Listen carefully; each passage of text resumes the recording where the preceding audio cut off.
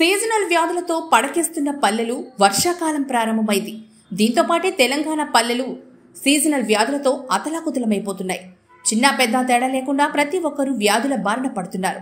వ్యాధుల కారణంగా ప్రభుత్వ ప్రైవేట్ ఆసుపత్రులు రోగులతో కిటకిటలాడుతున్నాయి. దీనిని ఆసరాగా చేసుకుని గ్రామాల్లో ఆర్ఎంపీలు, పీఎంపీలు, ప్రైవేట్ ఆసుపత్రుల యాజమాన్యాలు టెస్టుల పేరుతో మందుల పేర్లతో రోగుల జేబులకు చిల్లులు పెడుతున్నాయి.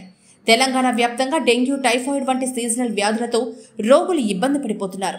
సీజనల్ వ్యాధులు రాకుండా ముందు జాగ్రత్త చర్యలు తీసుకోవాల్సిన అధికారులు నిమ్మకు నీరెత్తినట్టు వ్యవహరిస్తుండటంతో రోగుల సంఖ్య రోజురోజుకి పెరిగిపోతోంది. గ్రామాల్లో పారిశుధ్య నిర్వహణ లోపం, శానిటేషన్ లేకపోవడంతో దోమలు వ్యాప్తి చెంది వ్యాధులు ప్రబలుతున్నాయి. కలుషిత నీరు సేవించడం, నిల్వ ఉన్న నీటిని వాడడం ద్వారా డెంగ్యూ వ్యాప్తి చెందే అవకాశాలు ఎక్కువగా ఉన్నాయి. సీజనల్ వ్యాధులు రాకుండా ఉండాలంటే ఈగలు, దోమల వలన ఆహార పదార్థాలు తినకూడదంటూ వైద్యులు సూచిస్తున్నారు. డెంగ్యూ సోకితే ప్లేట్లెట్లు తగ్గిపోతాయని, దీని ద్వారా రోగి ప్రాణాలకే ప్రమాదంగా మారుతుందని వైద్యులు సూచిస్తున్నారు.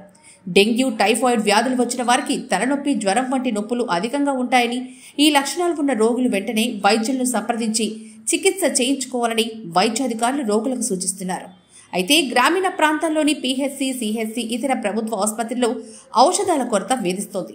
ప్రభుత్వం త్వరితగతిన స్పందించి ఔషధాలు ప్రభుత్వ ఆసుపత్రిలో అందుబాటులో ఉండేలా చర్యలు తీసుకోవాలని రోగులు కోరుతున్నారు. దీంతో పాటు వైద్యుల కొరత లేకుండా చర్యలు తీసుకోవాలని ప్రభుత్వాలకు విజ్ఞప్తి చేస్తున్నారు.